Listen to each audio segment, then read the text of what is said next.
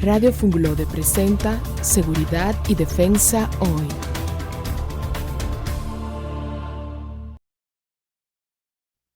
Buenas tardes para toda la audiencia de nuestro programa Seguridad y Defensa Hoy, el cual es transmitido como todos los martes a través del canal de YouTube de Radio Funglode y todas las plataformas de streaming como Apple Music, Spotify y también por TuneIn y en diferido por el canal 80 de Claro y Altiz. Así que agradecemos se mantengan en sintonía con su espacio, que como todos los martes les compartimos informaciones de primera mano y de lo que está aconteciendo a nivel nacional e internacional. Sin más preámbulos, es bueno decirle a la población dominicana y los extranjeros que visitan nuestro país que acaba de iniciar el asueto de la Semana Santa, la Semana Mayor, y es idóneo que le presten atención a las recomendaciones del Centro de Operaciones de Emergencia, COE, que es quien maneja los protocolos para esta fecha. Por favor, a la población, si usted va a manejar, no ingiera alcohol. Y si ingirió alcohol, no maneje. Rebase por la izquierda. Cumpla con los protocolos. Así que es recomendaciones de esta institución para reducir a su mínima expresión las muertes que ocurren en este periodo, porque debe ser una fecha de reflexión y más especialmente para las personas que andan conduciendo motocicletas, que utilicen el casco y manejen a la defensiva. Distinguidos colegas, Jorge Corporán, Bien, Joaquín. bien, muchas gracias, William. Muchas gracias, aquí feliz y contento como cada martes. Darle también un saludo a mi compañero Joaquín. Muchísimas sí, gracias. estamos acá tomándole la palabra a William para darle información de primera mano. Y entrando a lo que es la Semana Mayor, hoy martes santo. En el día de hoy tenemos bastante información sobre seguridad. Y hablando de la parte del asueto de Semana Santa, que va a iniciar ya, o inició en el día de ayer, lunes, pero que las personas se van integrando a los diferentes pueblos ya a partir del Jueves Santo, jueves, viernes, sábado y domingo. Lo primero es tener precaución al conducir, revisar sus vehículos, las gomas que estén en buenas condiciones, buen estado. Pero también, si usted va a tomar, no le vamos a decir que no tome, pero si toma, no conduzca. Y si va a conducir, no tome. Entonces, así podemos garantizar la vida suya y la vida de los demás. Vemos que en Semana Santa del año pasado redujo las muertes por accidentes de tránsito en comparación con el 2022. Esperemos que en el 2024 no haya ni una muerte por accidente de tránsito, ni tampoco por intoxicación de alcohol. ¿Qué me dice Joaquín sobre eso? Bueno, debo decirles a todos que así como ponen los jovencitos en Semana Santa, ¿verdad? Los lentecitos en bacanería, que vamos a ir a divertirnos bien emocionados, ¿verdad? En el fin de semana hay que estar emocionado. Pero me quito los lentes para darle el mensaje importante de que cada uno de nosotros debemos de cuidarnos de manera, vamos a decir, bien específica, porque esa Semana Santa todos los años cobra vida. Entonces es importante que no solamente ya las personas que tienen un poco más de experiencia, los jóvenes con experiencia, como yo digo, lo tomen en cuenta, sino los jóvenes también. Es importante que si no tienen la necesidad o por ir a un coro o lo que sea, vayan fuera de la ciudad, mejor quédense en casa, mediten. Es importante recordar que este fin de semana es para reflexionar, no solamente para fiestas. Entonces es importante que cada uno de nosotros tomemos el tiempo de reflexionar y además mantenernos sanos y salvos. La prudencia que reine en el espacio del pueblo dominicano. Claro. Hay un sí. libro que le llaman El Arte de la Prudencia.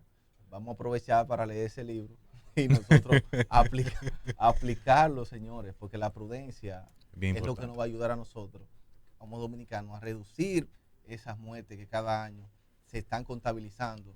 Eso es como un juego ya que tiene la noticia. Hay tantos muertos. No, tratemos de que no nos cuenten en esa lista.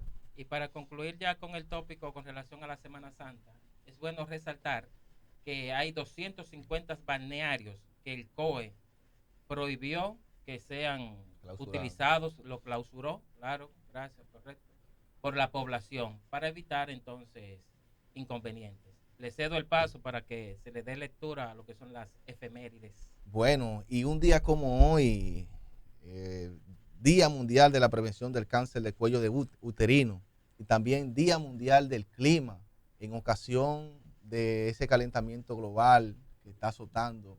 Que se siente, que se siente, ¿verdad, César? Sí, Con este calorazo, y con este calorazo, Día Mundial del Clima. Entonces aprovechamos hoy para celebrarlo. No nos vamos para la playa porque ya está un poquito tarde, ¿verdad, William? Y con relación al día que celebramos hoy, el Día Internacional del Clima, hay que recomendarle a la población que cooperen cuando vayan a lanzar los desechos sólidos, que lo pongan en las vasijas que realmente corresponden y que apliquen lo que se llama el reciclaje, porque con esto se aporta a uno de los objetivos de desarrollo sostenible, que es el medio ambiente. Y evitamos entonces los gases de efecto invernadero que tanto estrago está causando. Hay que recordarle a la población también que no todo es chercha y romo, ¿verdad? Claro. Sí, hay que ser consciente. Estamos hablando de la Semana Santa, que es una época de reflexión, donde vamos a estar reflexionando sobre la muerte y crucifixión, la crucifixión y muerte y resurrección de nuestro Señor Jesucristo. Así que hay que también tener eso en cuenta, uno de los mayores revolucionarios que ha tenido la República Dominicana, no, el mundo. Nuestro Señor Jesucristo, una persona que murió por nuestros pecados, y que eso es básicamente lo que vamos a estar rememorando en estos días, no solamente una charla. Así que el dominicano, que por favor tome eso en cuenta. Muchísimas gracias, César. Miren, con relación a lo que es un tópico nacional, de manera a nivel de síntesis, porque tenemos el invitado en cabina y el tiempo apremia, ese siniestro ocurrido en la Penitenciaría Nacional de la Victoria, que tiene 8 días de haber sucedido, tiene secuelas. Vemos que el sábado también se generó un conato de incendio en la referida cárcel pública, pero lo que llama más la atención es lo siguiente: se designó una comisión para que se investigue con el objetivo de establecer las reales causas que provocaron el referido siniestro. Sin embargo, realizaron traslados de internos condenados y en condición de prisión preventiva, y los parientes no han podido localizarlos en otros centros penitenciarios de nuestro país. Llámese Anamuya, la cárcel pública también de San Francisco de Macorís. O sea, esto es una situación que realmente, aunque esas personas estén guardando prisión porque se les vincula a un hecho y otros estén bajo investigación, no significa tampoco que vivan en una condición infrahumana.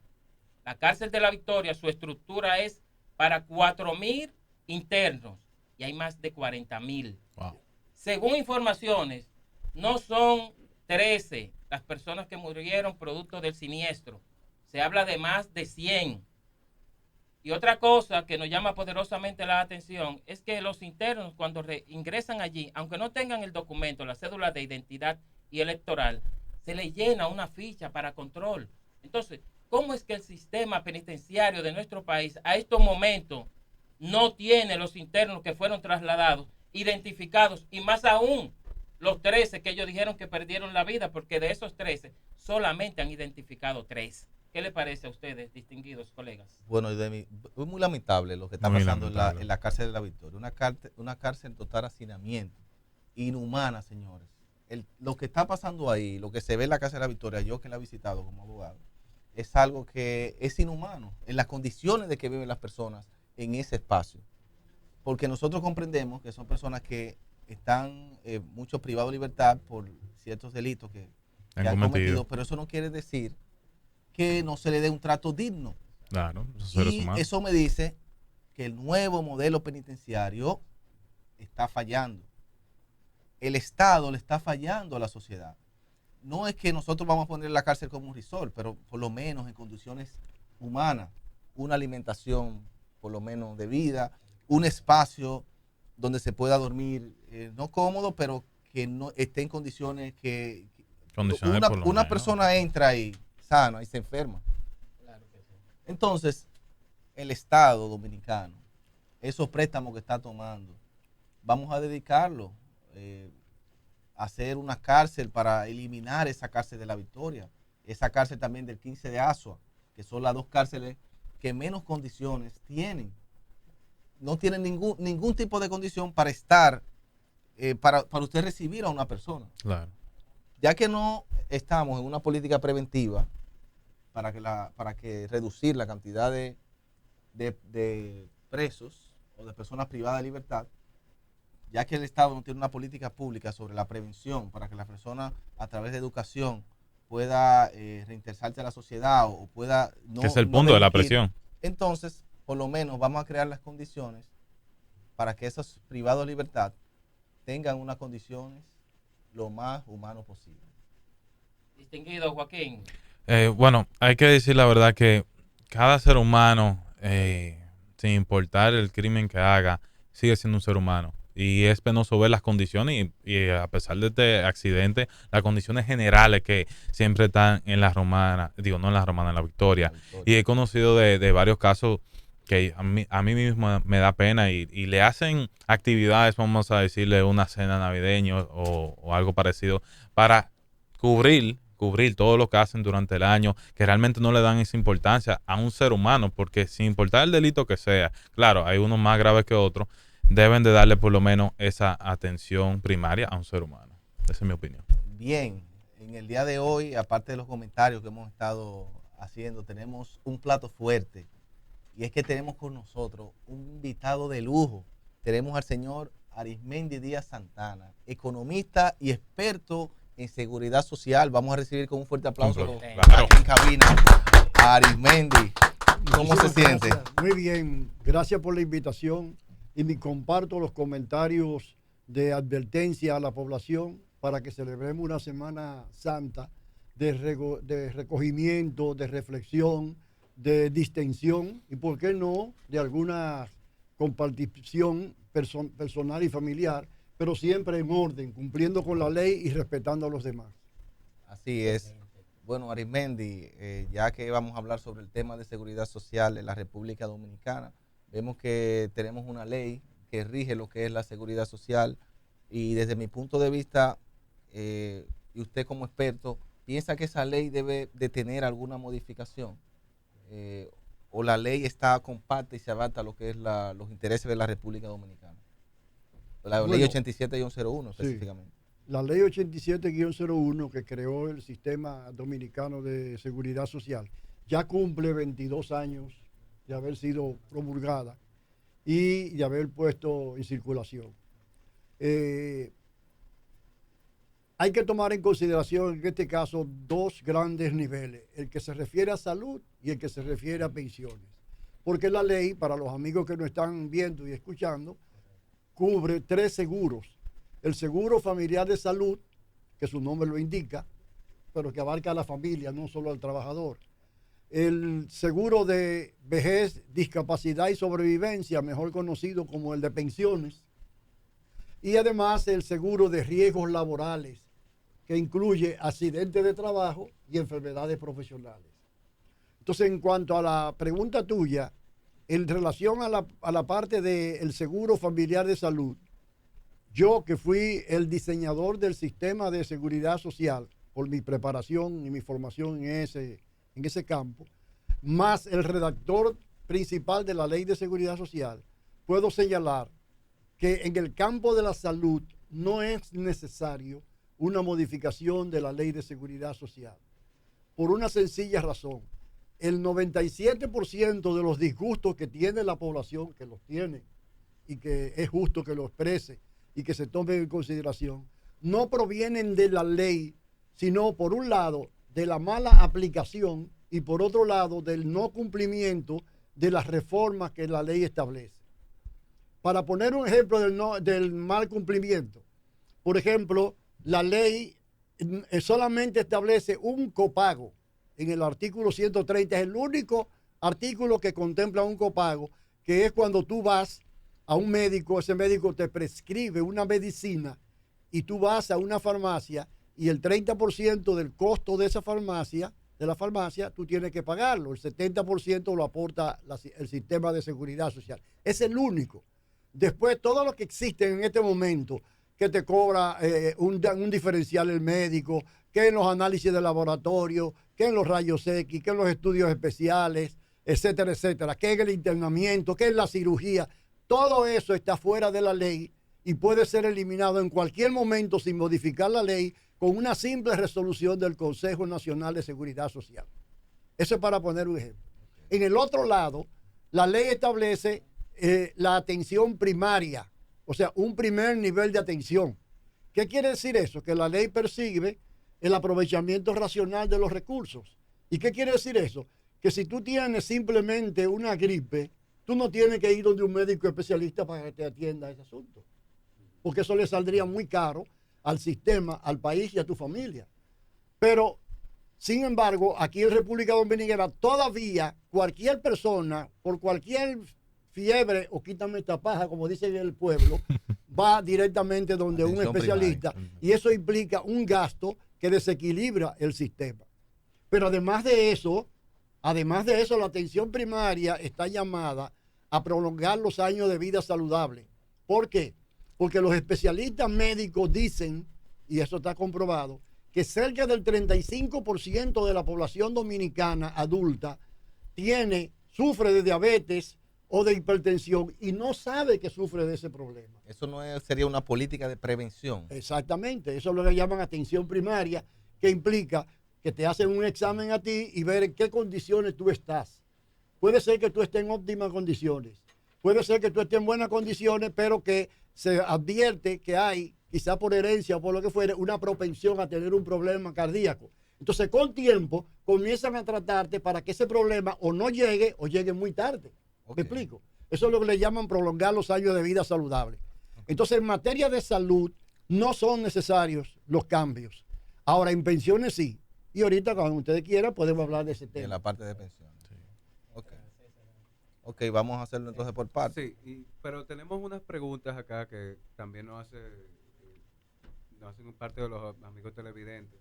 Y nos mencionan que cuáles son los principales pilares del sistema de seguridad social en la República Dominicana y cómo se financia. Eso es lo que nos preguntan desde el aire. Es importante esa pregunta. En primer lugar, hay que tomar en cuenta que no es lo mismo hablar de seguridad social que hablar de seguro social. Los seguros sociales surgieron hace 150 años como una reivindicación después de una gran lucha de los trabajadores asalariados. La conquista del seguro social es tan importante como la reducción de la jornada de trabajo en el mundo. Pero en esa época, los seguros sociales solo protegían al trabajador y en algunos casos, el trabajador y la familia. El resto de la población no estaba cubierto por los seguros sociales.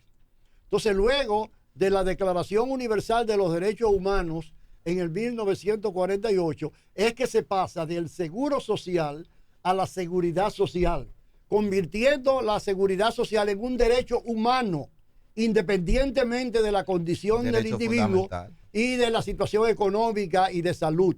Eso quiere decir que cuando hablamos de sistema dominicano de seguridad social, estamos hablando del 100% de la población dominicana, no solamente de los trabajadores asalariados, que dicho sea de paso, en nuestro país, los trabajadores asalariados son la minoría, porque el 57% de los trabajadores dominicanos son trabajadores autónomos por cuenta propia, que no tienen patrono y que por lo tanto están marginados, digámoslo así, del sistema formal de la economía.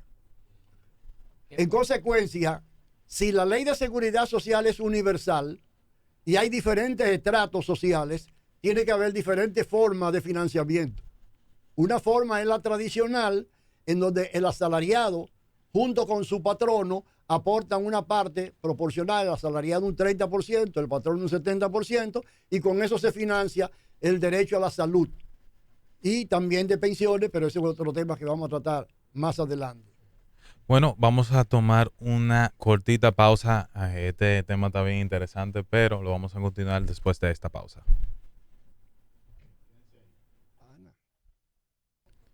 Muchísimas gracias por esa cortica pausa. Ya volvemos de nuevo con nuestro invitado, Ariméndez Díaz, nuestro economista de seguridad social.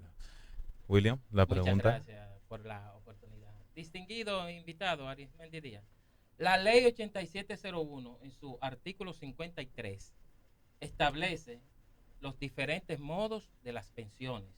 Incluso dice en la parte infine de este artículo que el pensionado tiene la opción de elegir la administradora de fondos de pensiones que administre sus recursos, lo que conocemos por AFP. ¿Qué usted podría aportar a nuestros televidentes y radioescuchas con relación a ese tópico? Sí, muchas gracias. Mira, cuando se habla de pensión, tenemos que hablar necesariamente de largo plazo.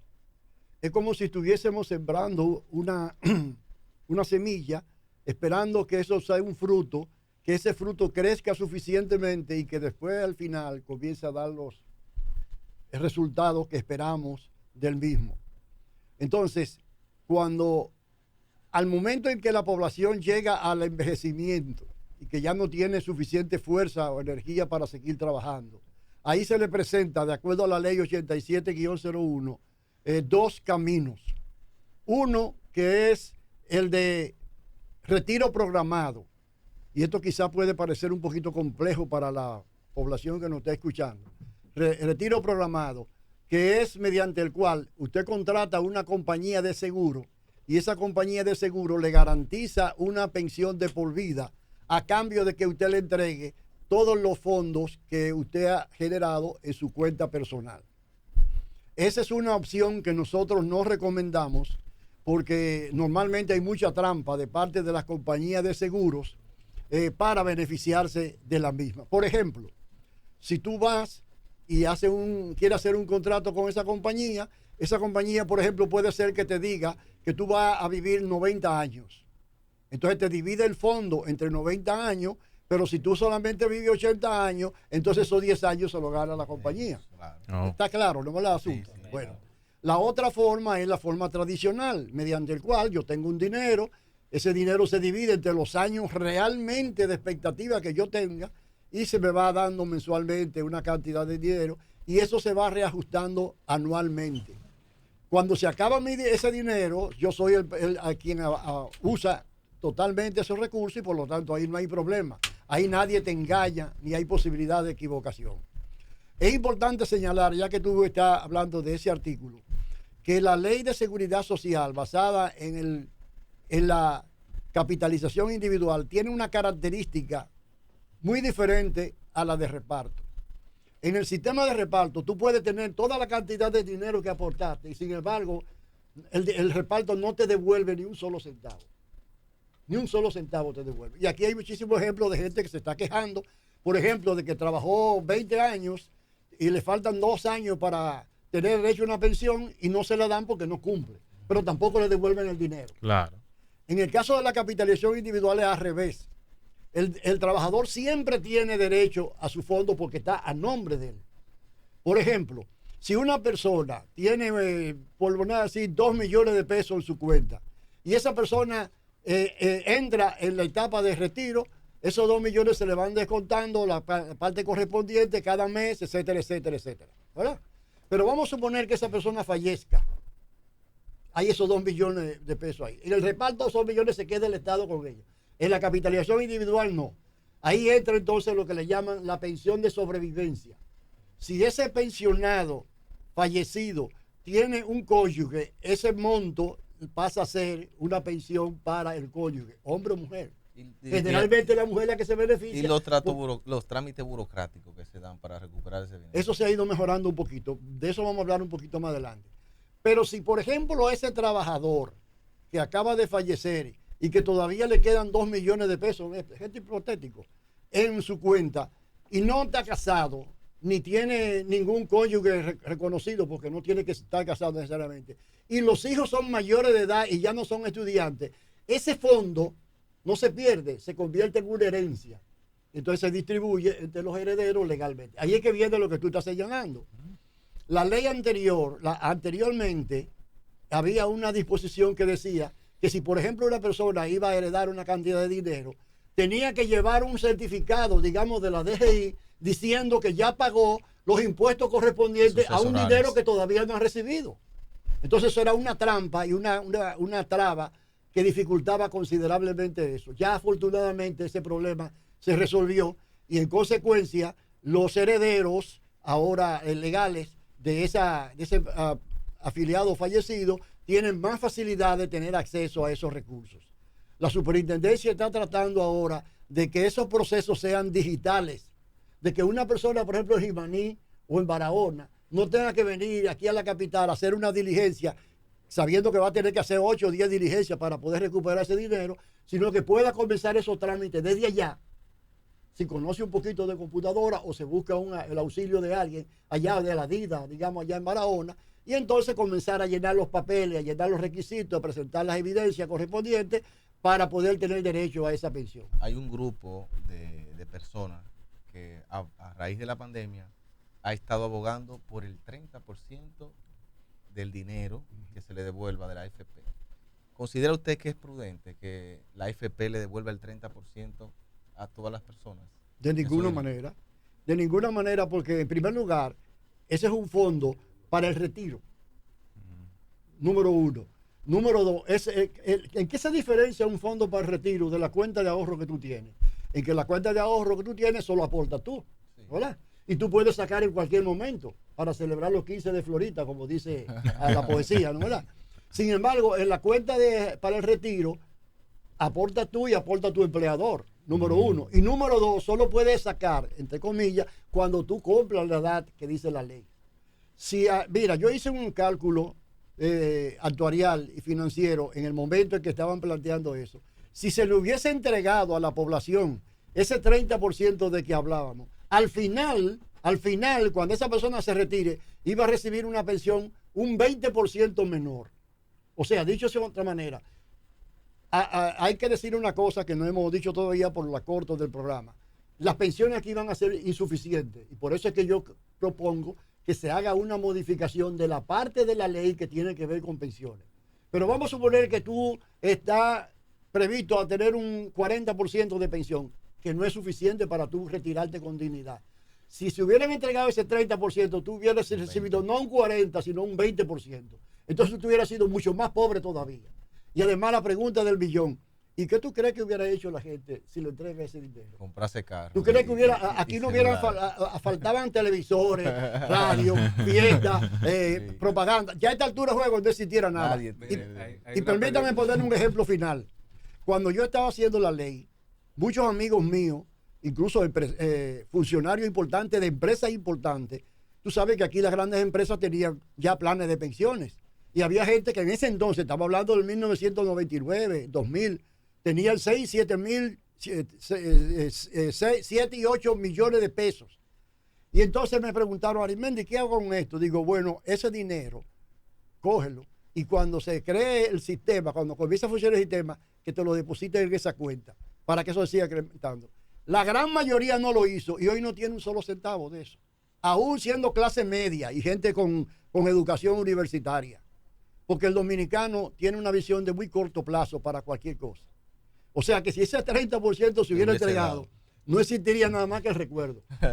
Existe una propuesta que se dio también por parte de varios economistas del Banco Central de utilizar esos fondos como una manera para acceder a tu primera vivienda. ¿Qué usted opina sobre eso?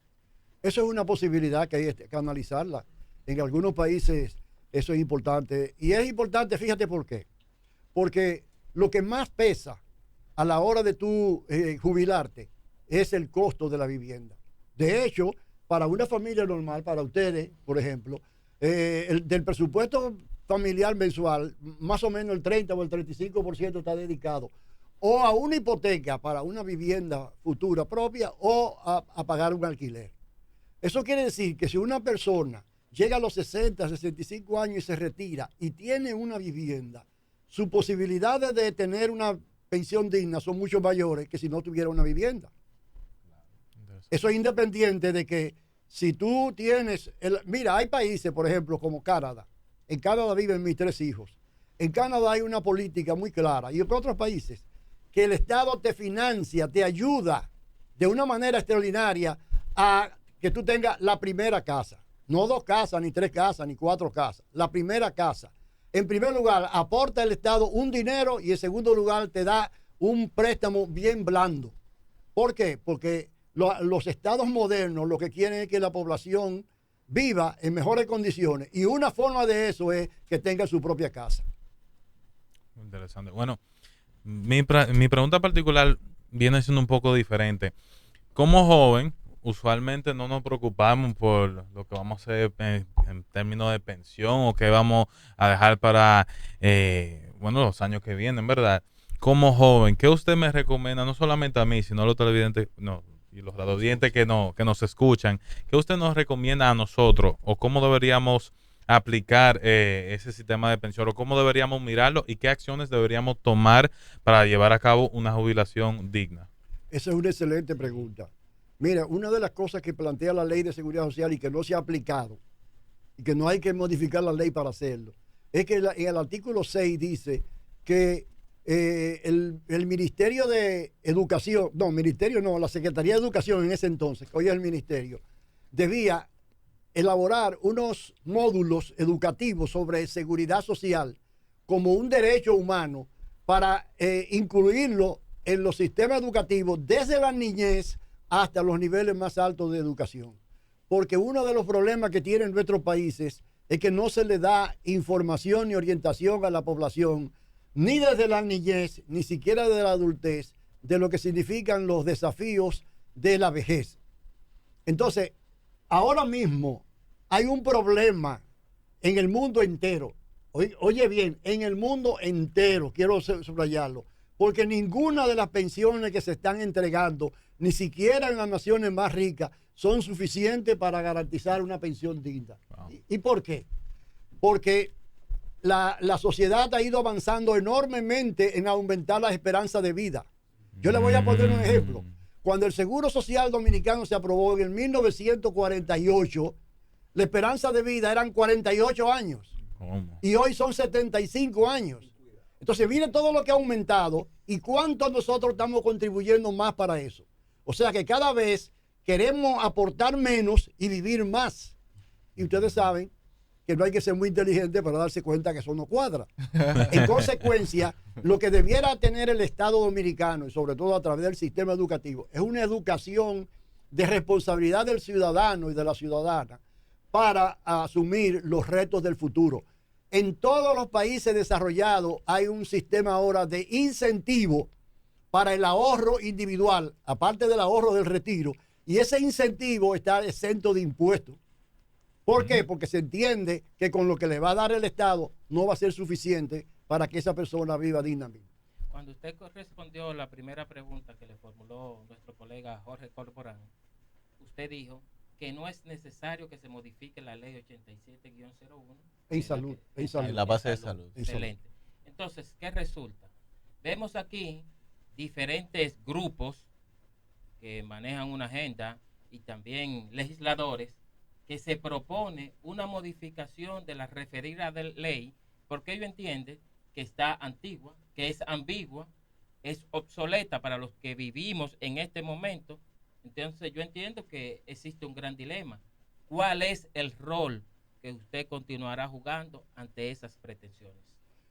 Mire, yo quiero dejar muy claro establecido que si bien es cierto, y lo ratifico aquí con toda claridad, que para la parte de salud, los grandes problemas que tiene la población se resuelven sin necesidad de modificar la ley. Eso no es válido absolutamente para la parte de pensiones. Porque en la parte de pensiones, lo que va a recibir cualquier ciudadano va a ser ni siquiera la mitad de lo que realmente le corresponde y lo que nosotros cuando estábamos haciendo la ley le prometimos a la población. Hay una serie de factores que influyen en eso. El primero es que originalmente para la contribución para pensiones, en el proyecto que yo elaboré, había un 12% para pensiones. Pero resulta que los empresarios y los trabajadores dijeron que no podían contribuir con tantos recursos y entonces hubo que reducirle un 2% a la pensión. O sea que nosotros arrastramos desde que comenzó el sistema un menos 2%, vamos a decirlo así. Número uno. Número dos, el problema que estábamos señalando ahorita, se está incrementando progresivamente la esperanza de vida. Y en consecuencia, esos recursos que usted acumula ahora se dividen en más años y por lo tanto dan menos. Y en tercer lugar, realmente las administradoras de fondos de pensiones han obtenido un beneficio mayor que el que habíamos previsto originalmente. ¿Por qué? Porque en la ley supusimos que iba a haber competencia. Y como parte de la competencia, tú rebajas un poquito la comisión, él la rebaja un poquito, cosas, le ofrece a los trabajadores mejores oportunidades de inversión y el resultado es que los trabajadores se van beneficiando. Pero ustedes no ven aquí ninguna competencia entre las administradoras de fondos de pensiones, ni mucho menos. Entonces, en ese campo sí se necesita, y no solo eso, sino que se necesita urgentemente, porque lo que tú no siembres hoy, no puedes cosecharlo mañana si no lo haces a tiempo. No Doctor, dejes para mañana lo que se puedas puede hacer hoy. Doctor, una pregunta buscapié, doctor. Ujú. Los empresarios que manejan las pensiones, el dinero de la pensión de los dominicanos en este caso, usted me dice que no tienen ninguna competencia. No, entre sí, ellos, Entre sí, ellos, exacto. ellos. Pero ¿cuál usted recomienda para que el pueblo dominicano, o sea, cuál administradora de pensión es más favorable para los trabajadores? ¿Cuál ofrece mejores beneficios, mayor beneficio a los trabajadores? Eso es una buena pregunta. Y como diría el pueblo, la pregunta capicúa. No la están esperando ahí. Sí. Mira, yo te voy a decir lo siguiente. Una de las características que tiene nuestra ley es que estableció por ley la obligatoriedad de que el Estado tenga por lo menos una administradora de fondos de pensiones. En el caso de Banreserva. Y esa administradora del fondo de pensiones públicas se llama AFP Reservas, ¿verdad? Entonces la pregunta es muy elemental, que me la hace mucha gente por ahí. Pero Arismendi, ¿y por qué la administradora de fondos de pensiones de reserva no baja las comisiones? Esa sería una forma de lo que tú estás diciendo. Porque si yo, como AFP del Estado, bajo la comisión y hago una buena promoción, es más, esa promoción camina sola. Ah, pero mira, allí es más barato, yo estoy acumulando más, etc. Exacto. ¿Y por qué eso no se hace? Por la libre competencia. No, porque el Estado tampoco está interesado en ese de proceso. bajarlo. Porque el Estado hubiera podido hace tiempo modificar la ley y haber bajado esas comisiones. Pero entonces, Y no lo ha ¿cuál le da mayor beneficio? ¿Todas te dan el mismo beneficio? Todas tienen el sentido general. Una un poquito más, un poquito menos, que eso no son detalles de importancia, porque un B puede subir, un B puede bajar, etcétera, etcétera. Pero lo que te quiero decir, y esto es lamentable, que la AFP del sector público tiene la misma lógica de operación y el mismo afán de lucro que tienen las privadas. No se lleven la propaganda ideológica por ahí de que es privada, pero no. Aquí hay afán de lucro en todo sentido. Porque así como el sector privado tiene afán de lucro que nadie lo discute y ellos lo reconocen, en el sector público la corrupción es el afán de lucro. Y el clientelismo y la politiquería es afán de lucro también, el lucro personal, a veces político y a veces económico y a veces las dos cosas.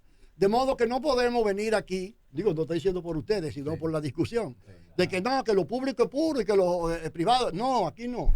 Aquí no se da esa realidad.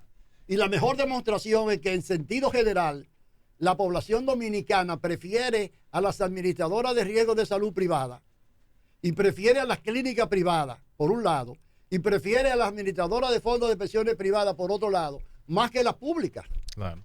¿Por qué será? Eso es un tema de cartel. Porque hay una política del Estado de invertir poco. ¿Y qué hace, Mientras el Estado? menos tú inviertas en la educación y mientras más pobre sea la calidad de la educación pública, la educación privada crece y se desarrolla. Entonces, si ustedes no están viendo todos los días lo que está pasando en los hospitales. Sí.